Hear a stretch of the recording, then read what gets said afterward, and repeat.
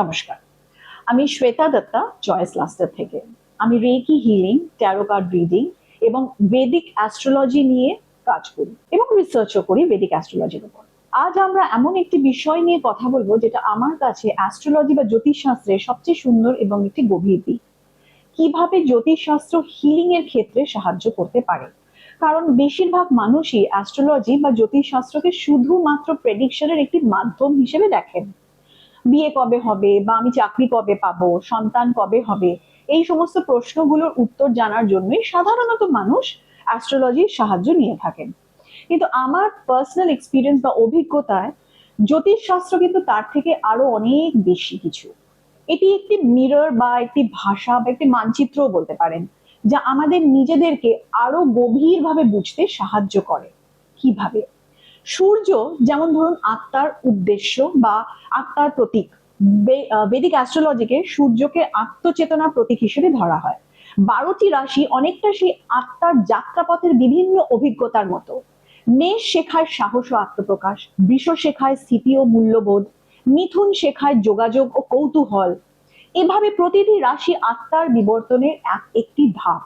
কিন্তু শুধুমাত্র রাশি জানলেই কি একজন মানুষকে পুরোপুরি বোঝা যায়?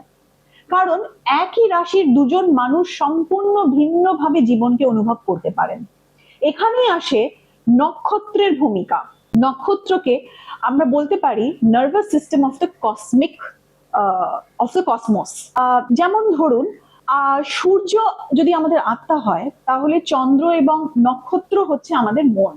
সূর্য বলে আমরা কে হতে এসেছি, কিন্তু চন্দ্র অ্যাকচুয়ালি বলে আমরা সেই লাইফ এক্সপিরিয়েন্সেসটাকে কিভাবে অনুভব করব।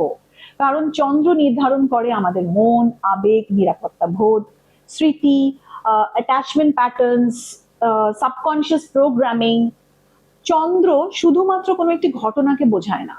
চন্দ্র বা মুন বলে আমরা সেই ঘটনাকে ভেতর থেকে কিভাবে অনুভব করি। কেন মুন নক্ষত্র এত গুরুত্বপূর্ণ বা জন্ম নক্ষত্র? ধরুন দুজন মানুষের একই রাশি, লগ্ন হয়তো এক, এমনকি জীবনে একই ধরনের ঘটনাও দুজনের জীবনে ঘটলো, কিন্তু একজন সেটাকে সহজে সামলে নিলেন, অন্যজন কিন্তু ভেঙে পড়লেন। কেন? কারণ ঘটনাটা একই হলেও তাদের ইমোশনাল এক্সপিরিয়েন্স আলাদা। আর ইমোশনাল এক্সপিরিয়েন্সের এই ভাষাই বলে মূল নক্ষত্র। নক্ষত্র আমাদের বলে আমরা কিসে নিরাপত্তা অনুভব করি, কিসে আমরা ভয় পাই, কিভাবে ভালোবাসি, কিভাবে অ্যাটাচমেন্ট তৈরি করি, কোথায় রয়েছে আমাদের ইমোশনাল উন্ডস এবং কোথায় আমাদের দরকার হিলিং জার্নি শুরু করার। হিলিং এর ক্ষেত্রে গ্রহগুলির ভূমিকা ঠিক কি রকম? চন্দ্র ইমোশনাল হিলিং কেন কি সাহায্য করে? কেন কি চন্দ্র আমাদের ইমোশনাল বডি। যদি চন্দ্র চ্যালেঞ্জের মধ্যে থাকে, তাহলে anxiety, over thinking, emotional overwhelm, insecurity, confusion এগুলো দেখা যেতে পারে। হিলিং কিন্তু তখন প্রেডিকশন নয়, হিলিং তখন ইমোশনাল রেগুলেশন। মঙ্গল বা মার্স, অ্যাঙ্গার এবং বাউন্ডারিজ। মঙ্গল কিন্তু শুধুমাত্র রাগ নয়, মঙ্গল হলো জীবন শক্তি।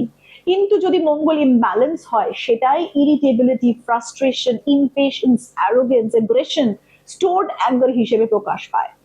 অনেক সময় হিলিং মানে রাগ দূর করা নয়, রাগকে সুস্থভাবে চ্যানেলাইজ করা, হেলদি বাউন্ডারিজ তৈরি করা। শনি বা স্যাটার্ন, কর্মা এবং লেসেন্স। শনিকে আমরা অনেকেই ভয় পাই, কিন্তু আমাদের কাছে শনি হচ্ছে একজন কঠোর শিক্ষক।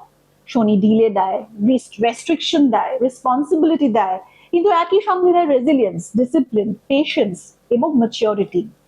শনির শিক্ষা কিন্তু প্রায় পেইনফুল হয়, কিন্তু সবচেয়ে স্থায়ী বা স্টেবল হয়। বুধ হচ্ছে চিন্তার ধরন। বুধ বলে আমরা কিভাবে ভাবি, কিভাবে কমিউনিকেট করি, কিভাবে কোনো তথ্যকে প্রসেস করি। অনেক সময় overthinking, mental restlessness, self ক্রিটিসিজমের পিছনেও বুধ বা মার্কিউরির ভূমিকা থাকে। শুক্র বা ভিনাস, সেলফ ওয়ার্থ এবং রিলেশনশিপস বা শুধু প্রেম বা বিবাহতেই থেমে থাকে না। শুক্র বলে আমি কি নিজেকে ভালোবাসতে পারি, আমি কি আনন্দ গ্রহণ করতে পারি, আমি কি নিজেকে ওয়ার্দি মনে করি। অনেক মানুষের হিলিং জার্নি আসলে কিন্তু ভিনাস হিলিংও হয়। বৃহস্পতি হচ্ছে ফেথ এবং মিনিং। বৃহস্পতি আমাদের বিলিফ সিস্টেম, উইজডম, হোপ। যখন বৃহস্পতির শক্তি কমে যায়, মানুষ অনেক সময় জীবনের অর্থ খুঁজে পায় না। হিলিং তখন আবার বিশ্বাস ফিরে পাওয়ার যাত্রা। রাহু অবসেশন এবং গ্রোথ জোন। রাহু আমাদের কমফর্ট জোনের বাইরে নিয়ে আসে, সেখানে কনফিউশন থাকে, এনজাইটি থাকে, কিন্তু গ্রোথও কিন্তু সেখানেই থাকে। কেতু ডিট্যাচমেন্ট এবং পাস্ট প্যাটার্নস, কেতু অনেক সময় আমাদের পুরনো দক্ষতা, পুরনো স্মৃতি, পুরনো অ্যাটাচমেন্টের দিকে নিয়ে যায়। কেতুর হিলিং অনেক সময় লেট গো করতে শেখায়। নক্ষত্র আমাদের ঠিক কি শেখায়? একজন ধরুন অশ্লেষা নক্ষত্রের মানুষ কন্ট্রোল, ট্রাস্ট বা ইমোশনাল এনট্যাঙ্গলমেন্ট নিয়ে কাজ করতে পারে। সিমিলারলি একজন আদ্রা নক্ষত্রের মানুষ গ্রিফ এবং ইমোশনাল স্টর্মস এর মধ্যে দিয়ে রিনিউয়াল খুঁজে পান। একজন মূলা নক্ষত্রের মানুষ বারবার আপরুটিং এবং ট্রান্সফরমেশনের মধ্যে দিয়ে সত্যকে খুঁজে পান। একজন রোহিণী নক্ষত্রের মানুষ অ্যাটাচমেন্ট, নারিশমেন্ট এবং সেলফ ওয়ার্থের শিক্ষা নিয়ে আসতে পারেন। কোনো নক্ষত্র ভালো বা খারাপ নয়, প্রতিটি নক্ষত্রের নিজস্ব আলো আছে, আবার নিজস্ব শ্যাডো সাইডও আছে। হিলিং শুরু হয় ঠিক তখনই যখন আমরা নিজেদের প্রকৃতির সঙ্গে যুদ্ধ করা বন্ধ করি এবং তাকে বুঝতে বা অ্যাকসেপ্ট করতে শুরু করি। আমার কাছে অ্যাস্ট্রোলজি কখনোই ডেস্টিনির কোনো এক কারাগার না, এটি একটি ম্যাপ, একটি ল্যাঙ্গুয়েজ অফ অ্যাওয়ারনেস। কারণ অ্যাওয়ারনেস থেকেই আমাদের অ্যাকসেপ্টেন্স আসে, অ্যাকসেপ্টেন্স থেকে কম্প্যাশন আসে, এবং সেখান থেকেই শুরু হয় হিলিং।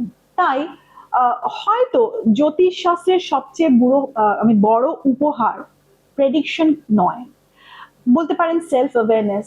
কারণ যখন আমরা বুঝতে পারি যে আমি ঠিক কেন এরকম আচরণ করি যেমন করি, বা আমি কেন এমন অনুভব করি, আমি কেন এরকম ভাবে রেসপন্ড করি, আমার আত্মা ঠিক এখানে কি শিখতে এসেছে, বা আমি এই ধরনের কষ্টের মধ্যে দিয়ে কেন যাচ্ছি, তখনই আমরা নিজেদেরকে বুঝতে শুরু করি। হয়তো সেখান থেকেই শুরু হয় হিলিং। ভিডিওটি যদি আপনাদের ভালো লেগে থাকে অবশ্যই শেয়ার এবং সাবস্ক্রাইব করবেন, কমেন্টে জানাবেন আপনাদের মুন বা জন্ম নক্ষত্র কি, এবং আপনি এই ভিডিওটি থেকে এক্স্যাক্টলি কি শিখতে পারলেন বা কি বুঝতে পারলেন। ভালো থাকুন। আর ওয়েল, আগে আমি বলিনি কিন্তু এখন আমি ভিডিওটি শেষ করব সেই সকল মানুষকে ধন্যবাদ জানিয়ে যারা এর আগে আমার প্রত্যেকটি ভিডিওকে লাইক করেছেন, চ্যানেলকে সাবস্ক্রাইব করেছেন, আমার পাশে থেকেছেন, এবং শুধু তাই নয়, আমাকে নানান ধরনের ফিডব্যাকও দিয়েছেন ভিডিওগুলির জন্য। Thank you so much. এভাবেই পাশে থাকুন। দেখা হবে খুব শিগগিরই। নমস্কার।